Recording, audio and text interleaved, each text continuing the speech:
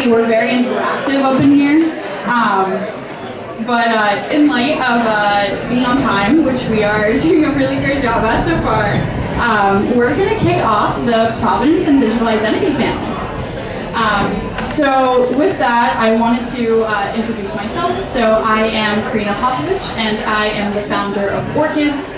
Orchids is a playground for all things emerging technology and fashion. So we do a lot of projects that are application-based, of NFC chips, of blockchain, of so many different types of technologies, just to kind of really test the boundaries of what's possible.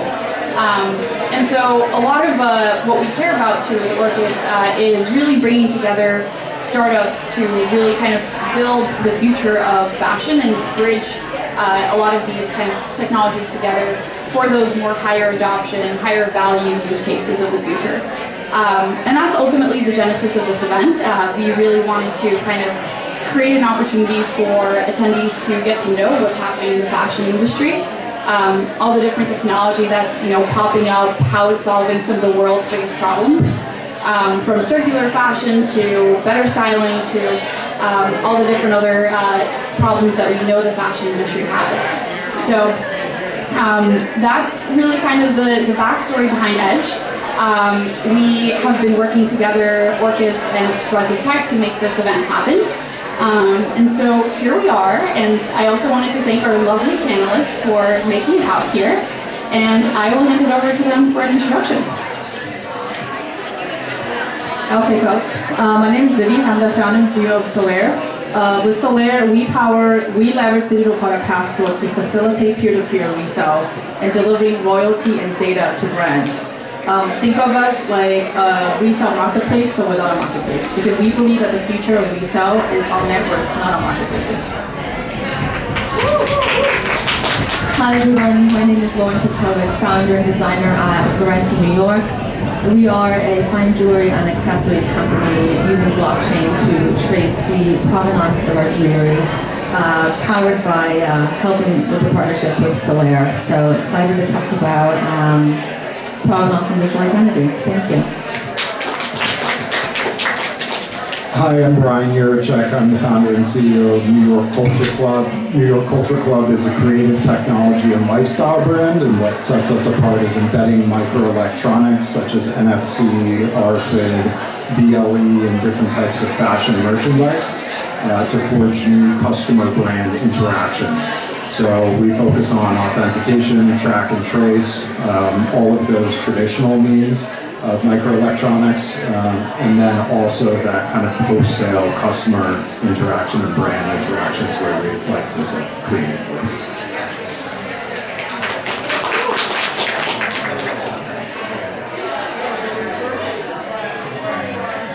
Hey guys, I'm Brandon. Thank you for having us. I'm at Zeta Chain, and we're building a new blockchain that essentially connects other blockchains together. It sounds very non-fashiony, but the goal is basically for things like NFTs, identity, if you're identifying garments on-chain, for that to be fully future-proof and portable, regardless of what blockchain, Bitcoin, Ethereum, all those complicated things, to a point where you can abstract it and have the benefits without having to have every single user figure out like what network am I operating on and things like that. Hi everyone, my name is Yana and I'm one of the co-founders of Kiki. Kiki is a community commerce platform, and we launched in the beauty category originally. We launched 5 product categories together with our members, and our members vote and swipe on what are the attributes of the products that we create. And the products themselves are, like everybody else's products here, NFC tag connected and fully circular. And we believe in the future where brand communities should be participants, protagonists, and co-owners of the success that they create for the brands that they represent. So as you guys can see, we have such a wide array of perspectives here. We have blockchain, we have beauty products, we have diamonds. We have, NFC platforms and so many other things. So we have a lot of ground to cover. And so with that, I want to kick it off with Jana and ask, what is digital identity and why should everyone in this room care? It's a very big question, and I think everybody in this room has done some thinking about what that means in their private lives. So I'll narrow down the answer to fashion and beauty and how we think about it in Kiki. When we started Kiki, we were thinking that it's absolutely crazy that customers don't participate or even own their preferences whenever they shop for beauty products. So maybe if you like Sephora, that's just next door, and Sephora thinks that your eyes is blue because you bought a blue eyeshadow. And then when you fill out your details in Ulta or shop elsewhere, there's data that follows you around the internet that extrapolates it with you having some awareness of it. I think with Kiki, when you come to our platform, every action is rewarded for points that are off-chain and attaches to your profile that is on-chain. And those actions are linked to your stated preferences. So would you like to create a nail polish that's blue or green? Would you like your moisturizer to be fragrance or non-fragrance? Would you like an ingredient that's for evening out skin tone, or would you like an ingredient that's hydrating? By participating with you this way, we're building a whole new data set for you that is yours and that you're sharing with us. And in our data infrastructure, it allows you then to connect to other communities based on those preferences. Obviously, at a great scale, the decentralized storage of ID, which is at the blockchain level, what we're all interested in, and it's a big question on how to execute on. I think it's in reality very, very far away from all of us, but I think there's principles of customers' co-ownership that you can honor even as a Web 2.5 business and as a business that uses tools that all of us here represent, and you can do business that way. So in the Kiki world, every action, even before you buy something, is rewarded. I say it in a very boring way. I recently spoke to a TikToker and he said, "What do you mean? So I get points even if I don't buy? Are you like a beauty bank?" I said, "Yeah, we're a beauty bank. Don't tell our lawyers." But I think the financialization and or different data stack around your personal preferences is a very important topic. We've all sort of sleepwalked into a Web 2 world where we are the advertising product. And I think it's not going to change unless we create a delightful experience around it, because it's just too easy to click and assume who we are. And so I'd love to hear from everybody here today that are builders to give us self-empowerment tools to own our data, how to make that delightful, and what does it really do for the customer. Because I think that for our generations of online shoppers, the fact that it's yours, it's too abstract. And even if it were perfectly true, from a blockchain perspective, it probably doesn't mean much. And so that's why I keep coming back to what does it do for you when you get something. And we feel very lucky. Kiki World is a community that rallies around beauty products, wants to make things, and so that joy is very visceral.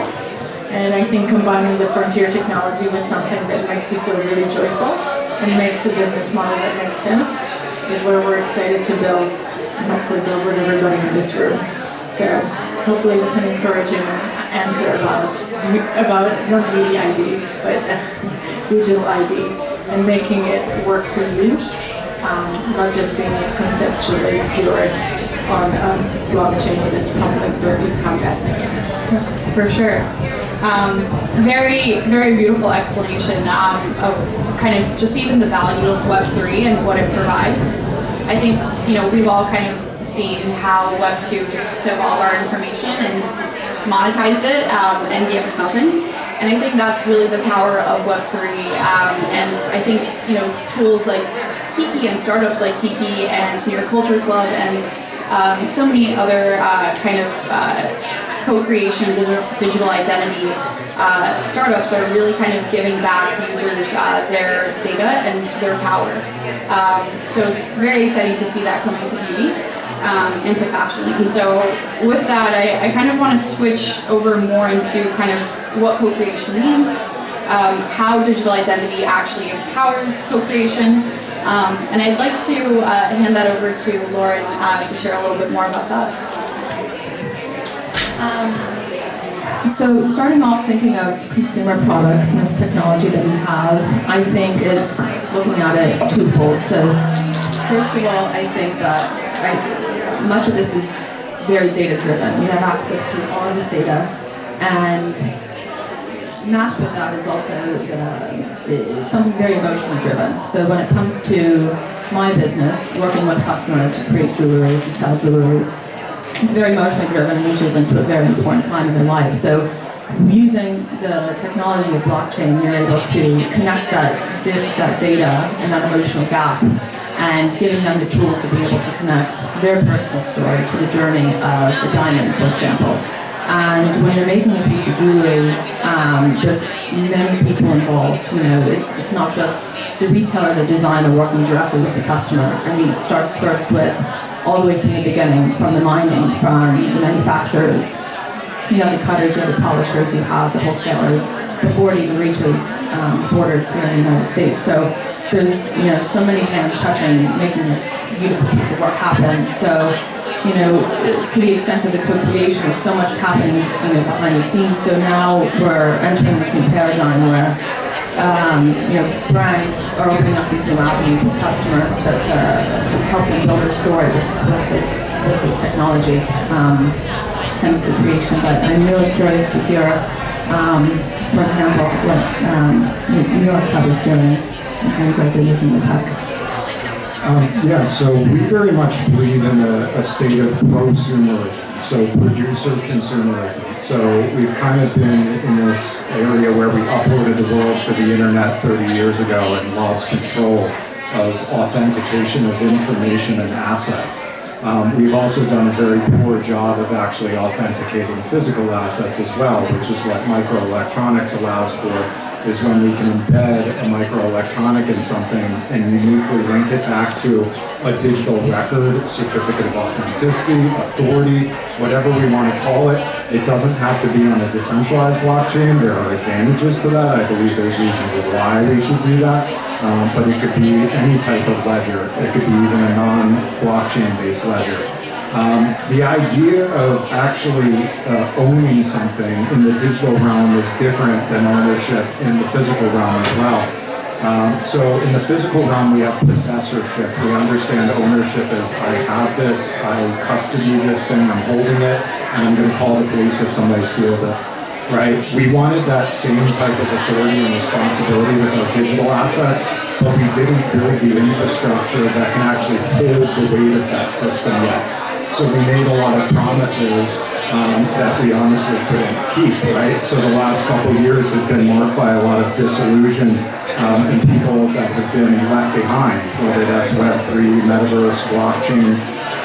But it's actually all just about helping you better understand your ownership of things, and that's the mark you leave on something, right? So you don't truly really ever own anything permanently. It's the mark you leave on it.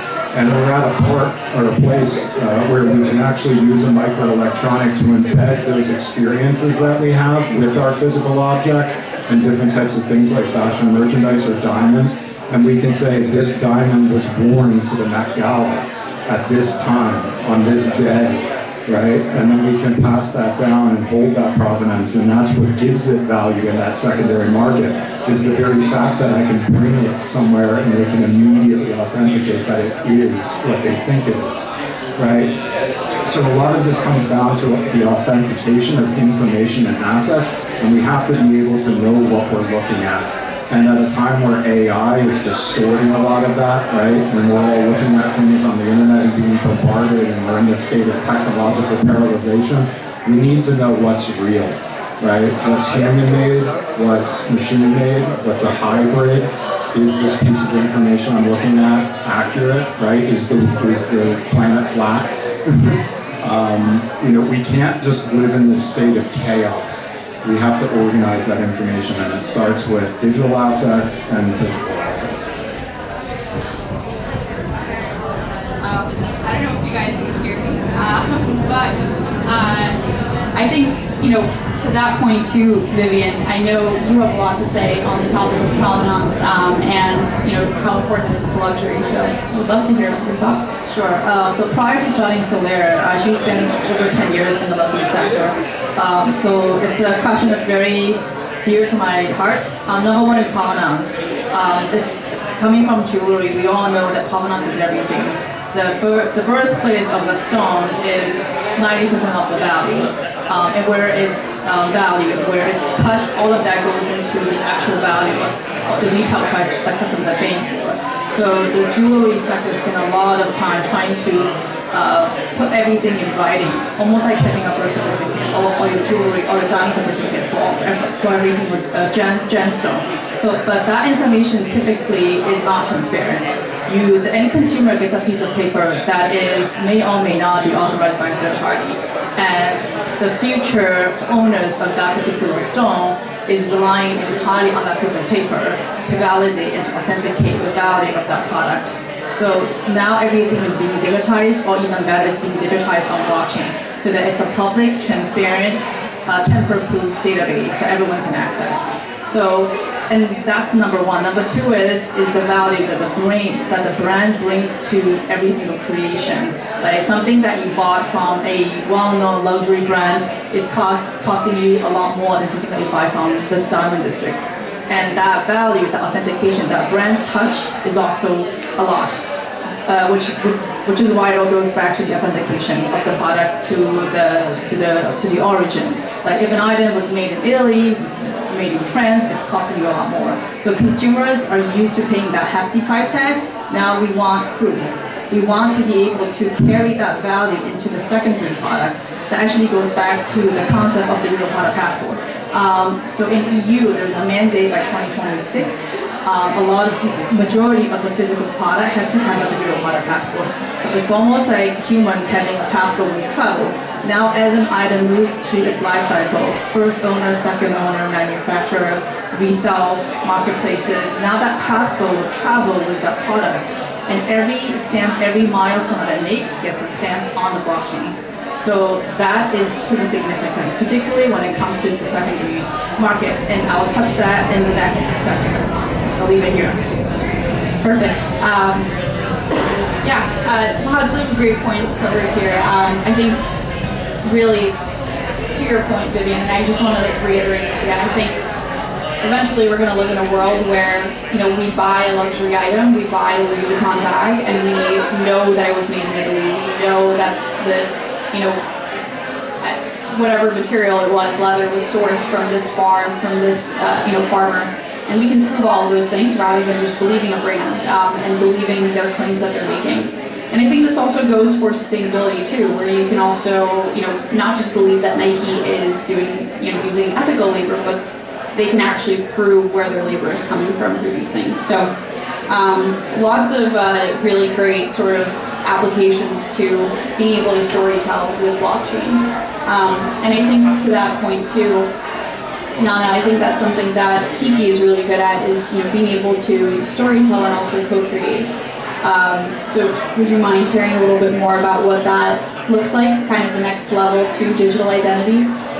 Sure. So in the Kiki world, we look at every object as a set of attributes. I'm holding Pretty Nail Graffiti, which was our first customer co-created product. It's actually a peelable, odorless nail polish, and was based on this simple thesis that whoever decided that we can wear 7 lipstick shades a day if we want to, but nail polish is for a week or 3. Why can't we have the same level of flexibility around expression on our nails? So then we went in, and if you look at this component, we have custom chosen aluminum circular component so that it could be infinitely refillable at the industrial scale.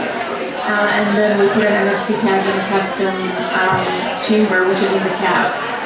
It's an encrypted NFC tag that pairs to your account, and when you pair it to your account, you get points, and then when you return it to us and refill it, you get points.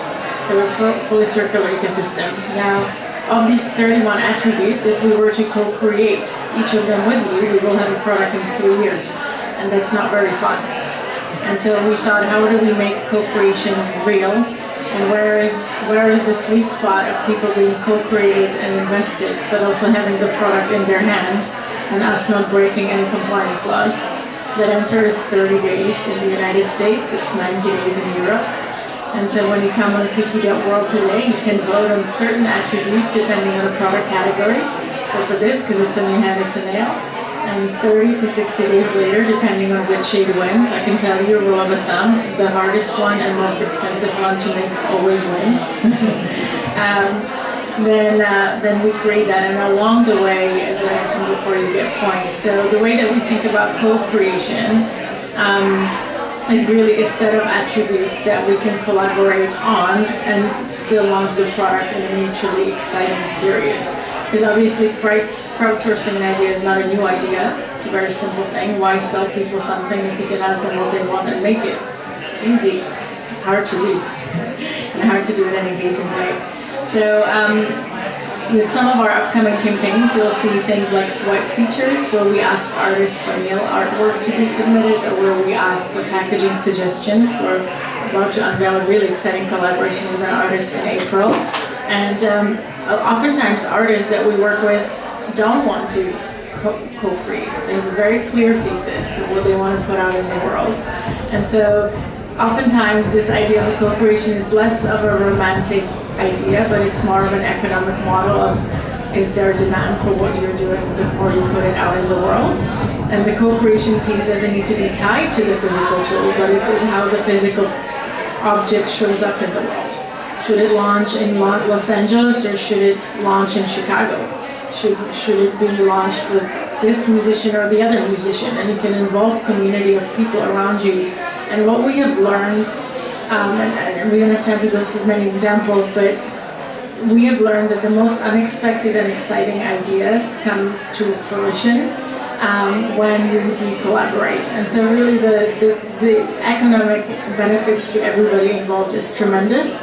And it's really hard to understand ex ante, but it's really fantastic to see ex post. But it is all of this co-creative process is now enabled through technology. 10 years earlier, we didn't have precision dosing and small batch manufacturing available for these types of things. So I'm very encouraged and very optimistic that from fashion and manufacturing processes in fashion, beauty, biotech, we're now entering the era where this new way of thinking about launching products and creating things is truly possible, and really invite everybody in the room to come and suggest what we should make next with Kiki World and beyond, because now we do have the technology to do that. Rather than selling, we can be making together. Very nice to hear. So I want to also throw it over to Brandon and Brian for a little bit. Just talking more about storytelling, and we talked a little bit about digital identity. The next level is, of course, co-creation and how that built a story. Could you maybe tell us a little bit more about the tech behind that, and share more also to what that looks like? How do you give people credit for their ideas? Yeah, I mean, first, I think that's really cool that you guys are working on. I think one piece that has not been possible is getting your identity on chain, and that's something that's been enabled in the past 1 to 2 years, say. And just taking a step back, when you think about what it takes for someone to want to contribute to a thing or a project, or even wear a piece of clothing, it's kind of getting credit for it. And if you don't have that ability or that avenue to say hey, I contributed X or Y idea, the proposed we launched in Chicago instead of LA, then no one feels that empowerment to want to contribute to that project. So now you have a route to say, hey, and privacy included too. I, Brandon, said this idea on January 29th. And that enables a lot of things and a lot of more creative freedom for people. I think people are kind of afraid to share their ideas because either they won't get credit or someone will take that idea. And then I guess that's kind of pre-creation of a product. I think when you go to post-creation, that's where it gets even more interesting, where Now, I think we were just talking about this. You have the ability to say, hey, I am wearing this X or Y piece on this day. I'm styling it in a certain way. You can see it on Instagram. It's all verifiable. And then that's where the cool storytelling can come in, where you can even, kind of like in the TikTok style remix culture that they kind of cultivated, you can take a piece, remix it, restyle it, or even alter it, and then have a way to reference that. Oh, actually it originally looked like this, it was from this manufacturer, it was also worn by this person. So then you have the whole lineage, even beyond manufacturing, the whole life of the product. So I think that is all basically enabled by being able to say, yes, I did this on this time, which is heavily just like some research papers that were implemented in the past 3 years that let you do that in a secure way where you're not exposing your identity on some public database. AKA blockchain. Exactly. Nice. Ryan, we want to hear your thoughts too. Yeah, well, to that exact point, if you use decentralized blockchain technology to do something like that, a protocol like the ERC6551 protocol, which allows an NFT to have its own wallet. So an NFT can own an NFT, that can own an NFT, that can own an NFT, right? So that means that I can wear my sanctioned Taylor Swift merchandise to her concert, and when she gets within 15 yards of me in the front row, it push notifies my phone and says Taylor's signing your hat, digitally signing your hat, and saying that I'm at that concert, at that moment, within the presence of Taylor Swift and within 15 yards of her, because of that microchip that her team put in that hat.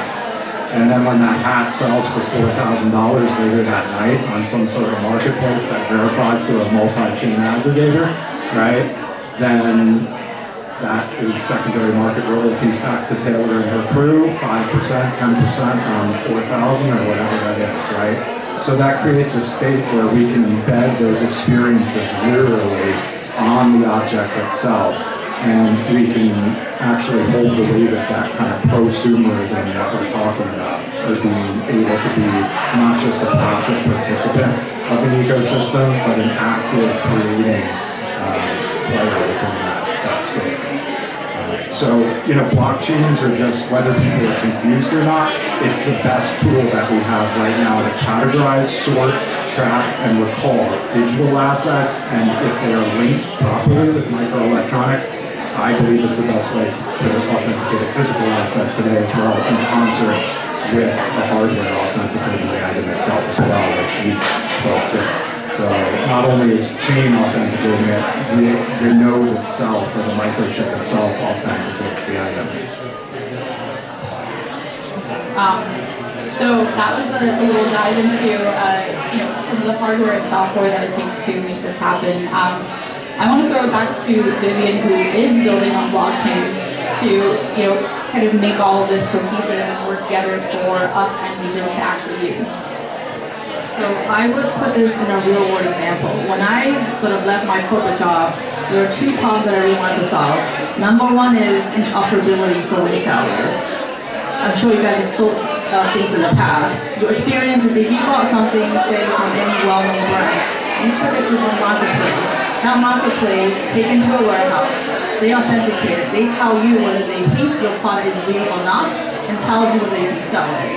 And then when the next customer bought it, the customer takes to another marketplace. The whole process goes through all over again by someone else. So there's no consistent identity of the products being circulated in the resale market, which makes it very difficult for owners, like subsequent owners, to be able to resell, to uphold value.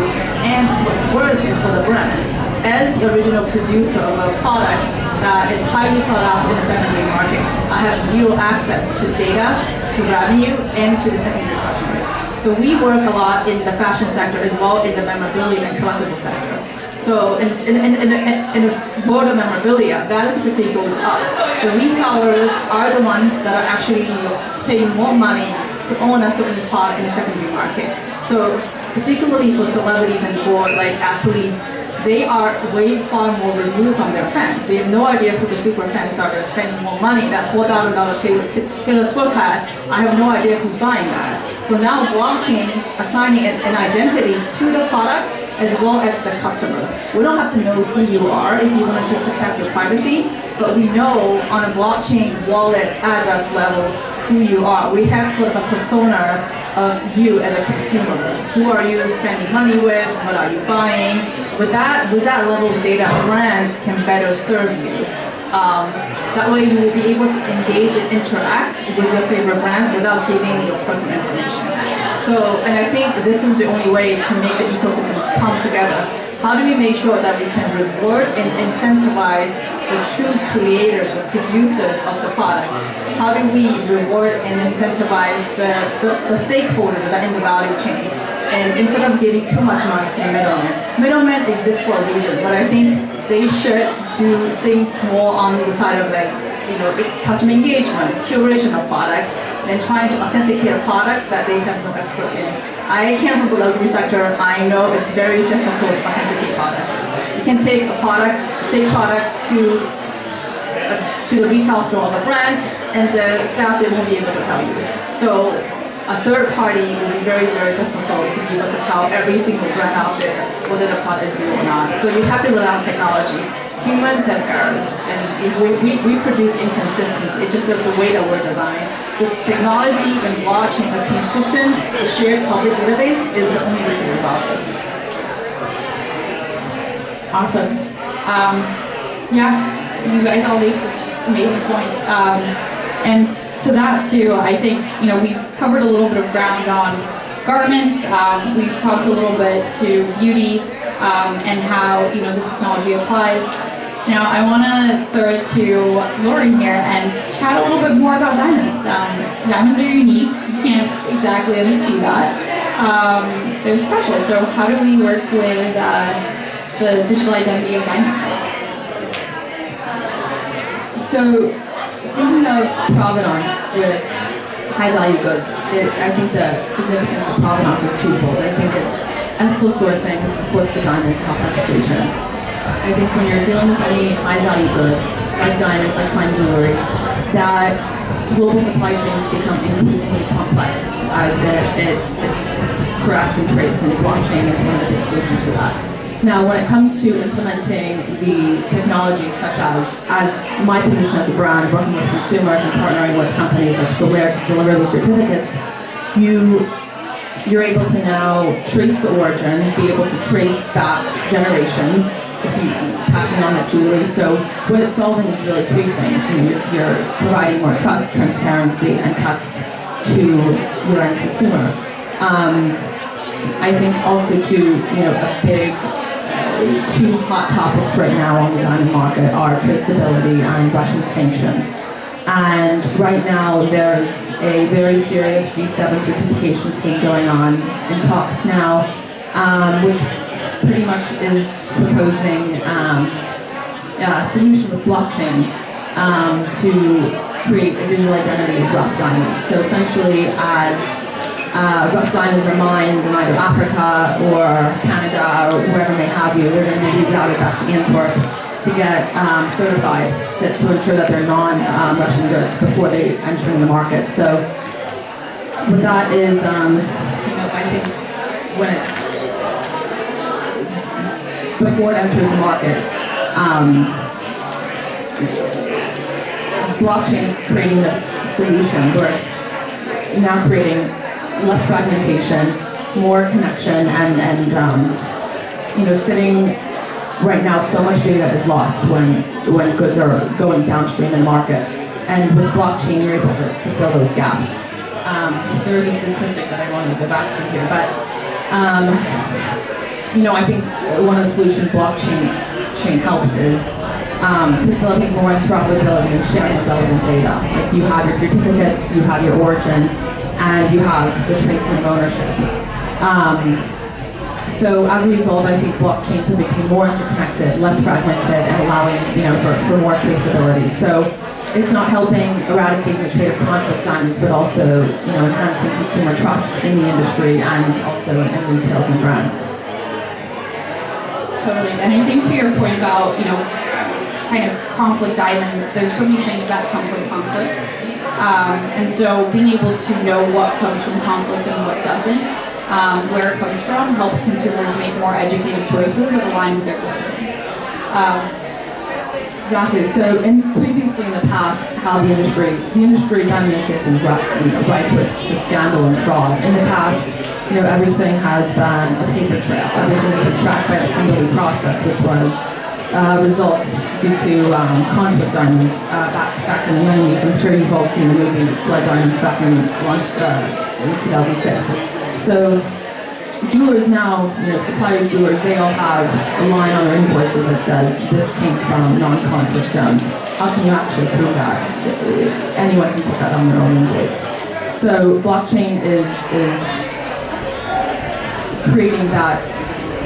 What's happening is, going back to the certification scheme, is going to be proposed very similar to the SWIFT system, the U.S. dollar banking system. High government oversight, increased regulation, which is going to provide more opportunity for stakeholders involved in the community to be able to be more accountable for their transactions, which at the end is going to be transferred down to the consumer, which is a very good thing. I want to add one more thing. EU always need to be ahead of us. So France just passed a law, I think it was last week, because there's a huge value difference with lab-grown diamond and natural diamond. And obviously all the brands of lab diamond try to sugarcoat it by calling it a fancy name. So France just made a law that all lab-grown diamond has to be called synthetic diamond to really differentiate natural and synthetic. Again, it's something that consumers already pick up from the marketing content, but when you look at the certificate, it's very clear whether the diamond came from a mine or from a lab. So, to your point with the lab-grown diamond and naturals, I think that's a very big topic now. It's all goods under a carat are, even in the industry, as they go downstream, they're being swapped for natural leather. Yeah. Very, very interesting to kind of hear even just how relevant this is on a legal level. I think, the concept of digital identity, although sometimes it feels a little bit abstract because we're not really used to it, it's around us and exists already. We just haven't always had the best technology or tools to actually keep track of it. And so now we do, and I think that's, very exciting opportunity for kind of, all sort of retail goods to take advantage of. So with that said, I want to thank again our panelists for sharing their thoughts. And I'd like to open up a Q&A. I mean, there's so many interesting topics here, so I want to throw it out there for anyone to ask any questions.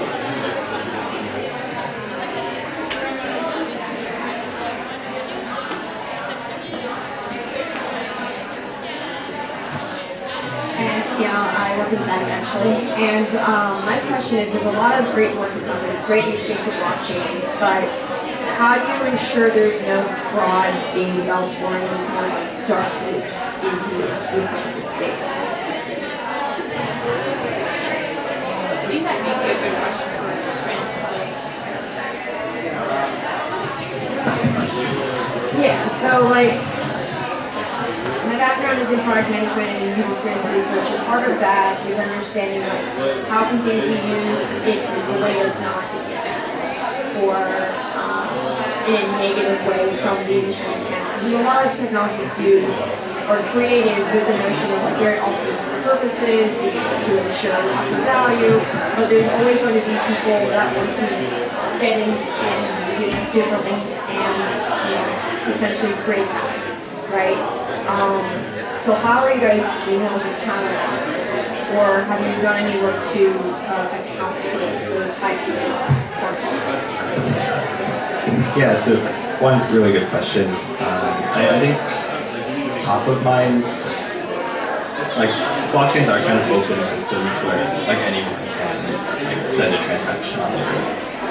Also, for verification purposes, they can say, I branded, created X or Y on this date, and you can't do anything about that. So I actually think it's more of like a social consensus problem or like governmental problem, like who can actually regulate this like protocol or this line of data is the correct one, and only certain people or authorities have the ability to write to that like line. It's transparent, but like it should be permissioned in a sense. It can't be fully free form because like you're totally right. I think 80% or more of the crypto industry right now is focused on basically scamming people, which is pretty horrible.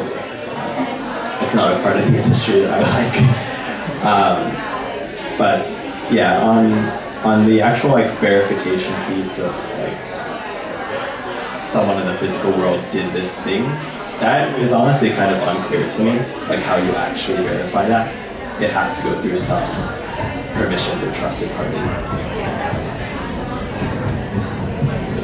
Like, it really came up to me when you mentioned the use case retailers would verify, right?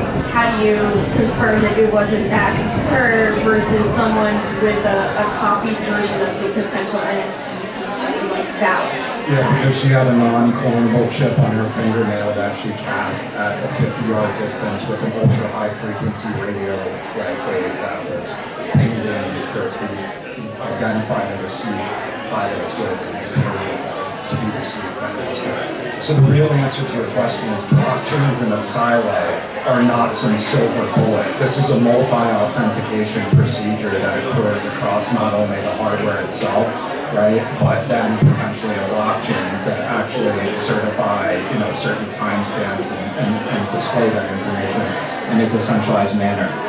The truth is, decentralization is not a technology. It's a thing that lives within your heart, or it doesn't. So if you don't want to do better, it doesn't work. And that's the problem, is that we keep swinging the hammer back into our face and expecting houses to get built. So we have a lack of leadership today.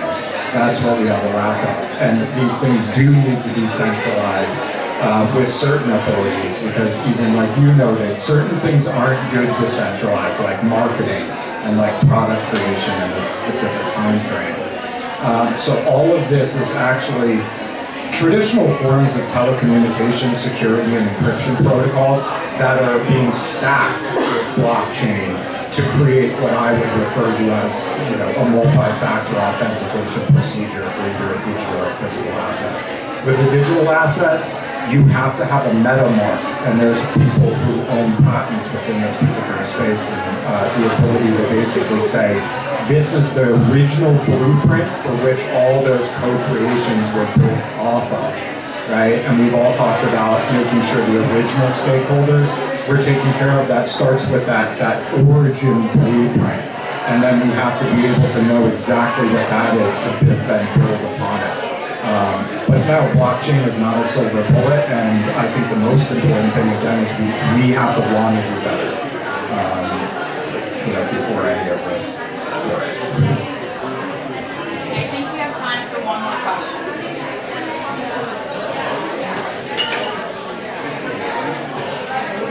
Thank you.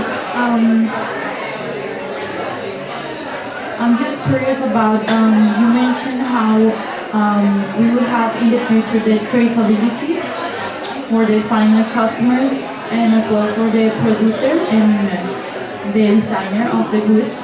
So my question is, if the owner, producer of the goods will have a percentage of the following transactions, will this affect the customer wallet by raising the prices for the second-hand customers or the thrifters, let's say? I think I'll take this one. So we've done a very deep pricing analysis of all marketplaces. If you're selling anything that needs to be authenticated, or the value going to a brand, you're paying an upwards of 20 to 40% at any marketplaces. But if you are doing it using a blockchain authenticated royalty, which the potential could be as low as 1 to 3%. We work with a number of luxury products. They don't actually care about the royalty as much as the data. Making 3% of a resale price, they can sell one handbag, and that will cover for lots of transactions. So it's more about the data that they care about. Is that data will feed back to their first-time pricing. Are they underpricing? Are they overpricing? Are they overproducing or underproducing? That data help them to serve you better and run a more efficient business, essentially making the business more sustainable. So the way that this will work is to incentivize every stakeholder in the ecosystem, from the manufacturer, the brand, the first customer, and all subsequent customers. Everybody benefit from this shared history, pay a lower fee, and everyone gets what they want, whether it's a lower transaction fee or a cut of future transactions or that data, which essentially the two brands are really more in the loyalty. I hope that answers your question. Fiona, I don't know if you wanted to try to I'll jump in real quick though, just the actual banking portion of that. So blockchains were originally created to increase the velocity of money. So it's really expensive to move money, to make money, and to move money around the planet. So that's originally what blockchains, Satoshi Nakamoto and that whole thing was set out to do. So a lot of people think of it as like a this plus this. But Bitcoin is this minus this, right? So it's like all the ATMs and tellers and all the things that actually went into the rigor of those transactions, or DTCC and all these archaic banking laws, we're removing a lot of that as well. So from a decentralized finance perspective as well, these transactions and all the friction on those transactions is being reduced like tenfold. Any more questions? We have time for just one more. Any bold takers? Okay. Well, in that case, everyone, thank you for participating in our panel.